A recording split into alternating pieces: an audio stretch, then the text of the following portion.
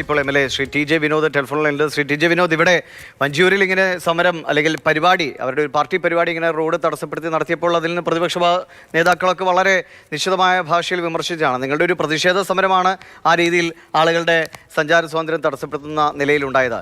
കോടതിയുടെ ഈ ഇടപെടലിനോട് കൃത്യമായി അതിൻ്റെ നിയമ നടപടികളുമായി നിങ്ങൾ മുന്നോട്ട് പോകുമോ? ഇനി ഇത്തരം സംഭവങ്ങൾ ആവർത്തിക്കാതിരിക്കാൻ രാഷ്ട്രീയ ഭേദമന്യേ, അല്ലേ, കക്ഷി ഭേദമന്യേ ഒരു തീരുമാനം വരുമോ ഈ റോഡ് തടസ്സപ്പെടുത്തിയുള്ള പരിപാടികൾക്ക് ഇനി ഇല്ല എന്ന്? യഥാർത്ഥത്തിൽ കഴിഞ്ഞ 15-ാം തീയതി ആണ് ഈ സമരം ഉണ്ടായത്. ഞങ്ങള് കൊച്ചി കോർപ്പറേഷനിൽ 2 സ്റ്റാൻഡിംഗ് കമ്മിറ്റി ചെയർമാൻമാർക്കെതിരെ ആ പാർട്ടിയിൽപ്പെട്ട ആളുകൾ തന്നെ അഴിമതി ആക്ഷേപം നൽകുകയും മേയർ അത് സ്ഥിരീകരിക്കുകയും ചെയ്ത സാഹചര്യത്തിൽ ഈ 2 സ്റ്റാൻഡിംഗ് കമ്മിറ്റി ചെയർമാൻമാർ രാജിവെക്കണമെന്ന് ആവശ്യപ്പെട്ടുകൊണ്ട് ഞങ്ങളൊരു പ്രതിഷേധ സമരമാണ് നടത്തിയത് കോർപ്പറേഷൻ ഓഫീസിന് മുന്നിൽ.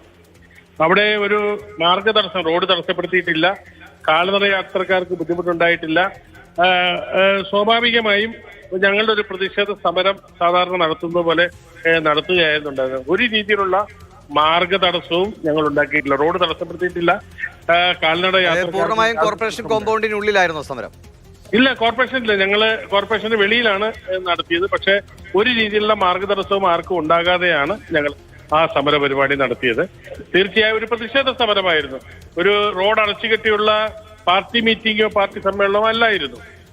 ഞങ്ങളെ സംബന്ധിച്ച് ഞങ്ങളൊരു പ്രതിഷേധം, ഒരു ജനാധിപത്യ രീതിയിലുള്ള ഒരു അഴിമതിക്കെതിരെ കോർപ്പറേഷന്റെ മേയർ തന്നെ കൗൺസിലിൽ സ്ഥിരീകരിച്ച സാഹചര്യത്തിൽ ആ സ്റ്റാൻഡിംഗ് കമ്മിറ്റി ചെയർമാൻമാർ രാജിവെക്കണമെന്ന് ആവശ്യപ്പെട്ടുകൊണ്ടുള്ള ഒരു പ്രതിഷേധ സമരമാണ് നടത്തിയത്. ബഹുമാനപ്പെട്ട കോടതി ഇന്ന് പറഞ്ഞിരിക്കുന്നത് ഞങ്ങൾ ഹാജരാകണമെന്നുള്ളതാണ്.